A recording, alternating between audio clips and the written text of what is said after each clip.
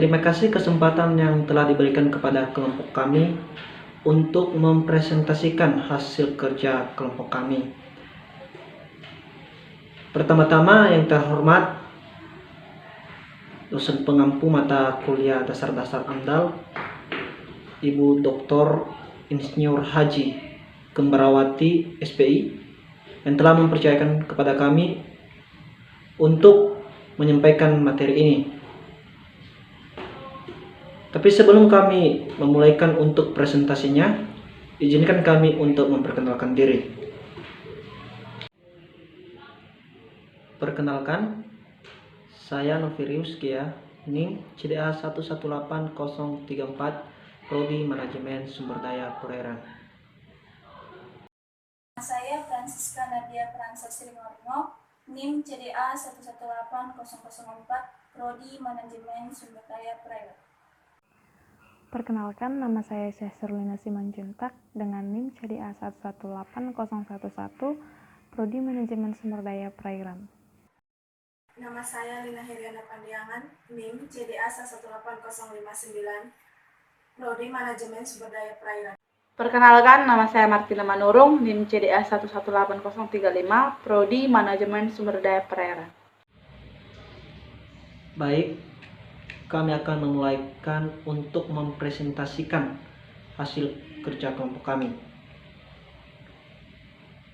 Peraturan Menteri Lingkungan Hidup dan Kehutanan Republik Indonesia Nomor 38 Tahun 2019 tentang jenis rancangan usaha dan atau kegiatan yang wajib memiliki analisis mengenai dampak lingkungan hidup.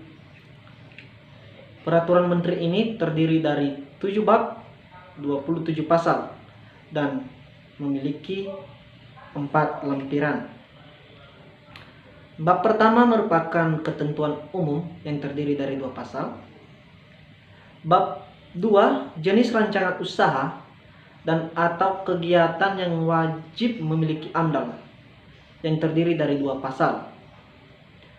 Bab 3, jenis rancangan usaha dan atau kegiatan yang dikecualikan wajib memiliki AMDAL, terdiri dari 7 pasal.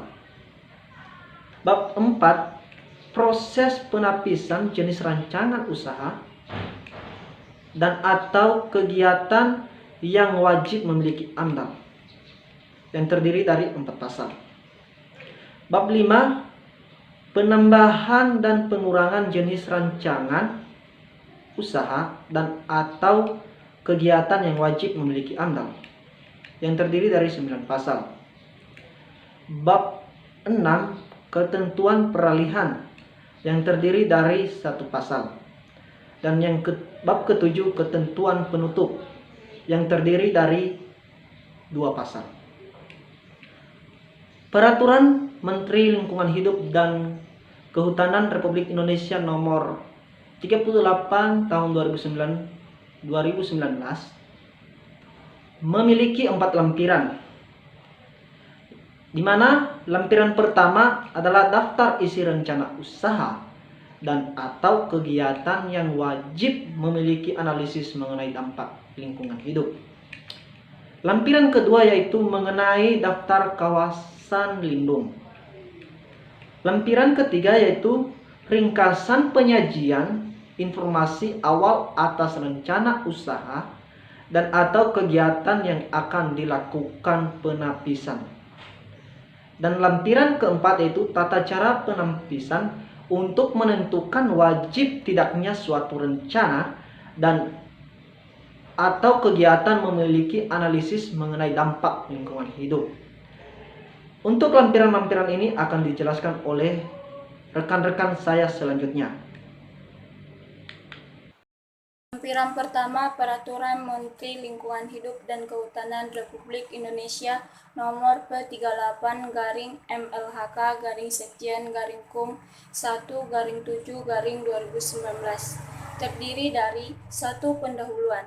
Jenis rencana usaha dan kegiatan yang wajib memiliki analisis mengenai dampak lingkungan hidup atau AMDAL ditetapkan berdasarkan 1. Potensi dampak penting. 2. Ketidakpastian kemampuan teknologi yang tersedia untuk menanggulangi dampak penting negatif yang akan timbul. 2. Kategori jenis rencana usaha dan atau kegiatan yang wajib memiliki analisis mengenai dampak lingkungan hidup dengan pengkategorian, yaitu 1. AMDAL kategori A dengan lama penyusunan 180 hari, 2. AMDAL dengan kategori B dengan lama penyusunan 120 hari, 3. AMDAL dengan pengkategorian C dengan lama penyusunan 60 hari. 3. Metode penentuan kategori jenis rencana usaha dan kegiatan yang wajib memiliki analisis mengenai dampak lingkungan hidup, yaitu ada 2. 1. Penentuan kategori AMDAL dengan skala nilai. 2. Penentuan kategori AMDAL dengan pertanyaan berjenjang. 4. Jenis rencana usaha dan kegiatan yang wajib memiliki analisis mengenai dampak lingkungan hidup terdiri dari beberapa bidang, yaitu 1. Bidang pertahanan, 2. Bidang pertanian, 3. Bidang perikanan dan kelautan, 4. Bidang kehutanan, 5. Bidang perhubungan, 6. Bidang teknologi satelit, 7. Bidang pengelolaan limbah bahan berbahaya dan beracun atau LB3, 8. Bidang perindustrian, 9. Bidang pekerjaan umum, 10. Bidang perumahan dan kawasan permukiman, 11. Bidang energi dan sumber daya mineral, 12. Bidang pariwisata, 13. Bidang ketenaga nukliran. Saya akan membahas mengenai bidang perikanan dan kelautan. Pada umumnya, dampak penting yang ditimbulkan usaha budidaya tambak udang dan ikan adalah perubahan ekosistem perairan, hidrologi, dan bentang alam.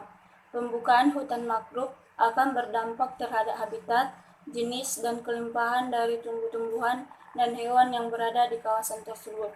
Pembukaan hutan mangrove dimaksud wajib sesuai dengan ketentuan peraturan perundangan seperti mempertahankan kelestarian sepandan pantai mangrove, tata cara konservasi mangrove yang baik dan benar untuk meminimalisir dampak dan lain sebagainya. Di sini saya akan menjelaskan slide berikutnya, yaitu lampiran yang kedua tentang Peraturan Menteri Lingkungan Hidup dan Kehutanan Republik Indonesia Nomor P38/Men LHK/Sekjen KUM.1/7/2019, yaitu tentang jenis rencana usaha atau kegiatan yang wajib memiliki analisis mengenai dampak lingkungan hidup. Ada 23 daftar kawasan lindung yang dimasuk dalam peraturan menteri ini, yaitu 1. Kawasan hutan lindung, yang kedua kawasan bergambut, yang ketiga kawasan resapan air, yang keempat sempadan pantai, yang kelima sempadan sungai, yang keenam kawasan sekitar danau atau waduk, yang ketujuh suaka marga satwa dan suaka marga satwa laut, yang kedelapan cagar alam dan cagar alam laut, yang kesembilan kawasan pantai berhutan bakau, yang ke-10 Taman Nasional dan Taman Nasional Laut, yang ke-11 Taman Hutan Raya, yang ke-12 Taman Wisata Alam dan Taman Wisata Alam Laut, yang ke-13 kawasan cagar budaya dan ilmu pengetahuan, yang ke-14 kawasan cagar alam geologi, yang ke-15 kawasan imbuhan air tanah, yang ke-16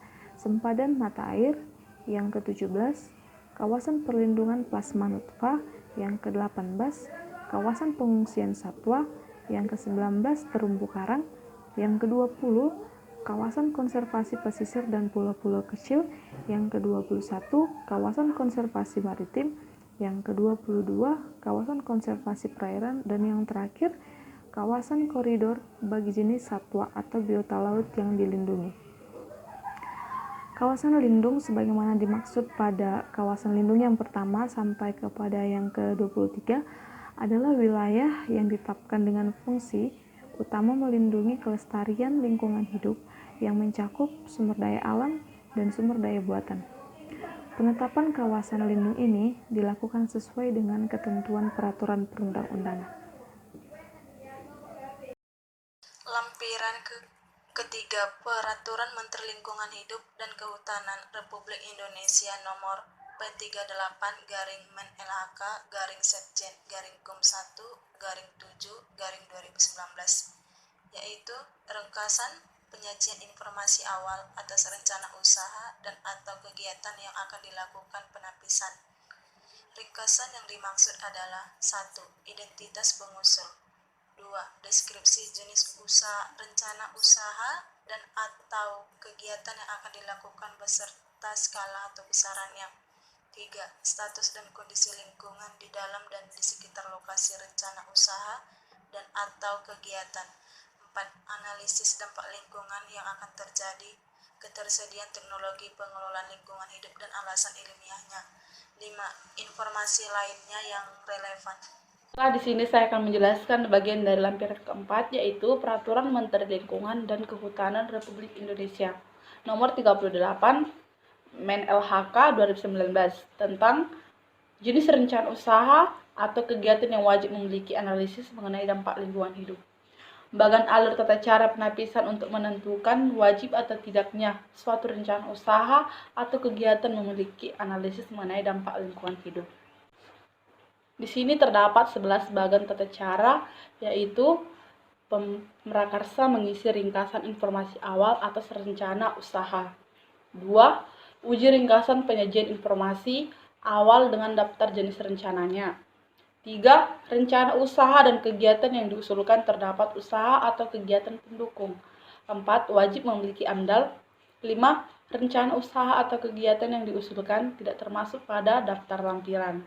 6. Lokasi rencana usaha atau kegiatan berada dalam kawasan lindung. 7. Rencana usaha atau kegiatan usaha tidak berlibatkan langsung dengan kawasan lindung. 8. Wajib memiliki UKL, UPL, atau SPPL. 9. Rencana usaha dan kegiatan yang diusulkan termasuk kriteria pengecualian dalam pasal 6 ayat 1. 10. Yaitu uji ringkasan informasi awal dengan kriteria pengecualian atas jenis dasar rencana wajib memiliki AMDAL. 11.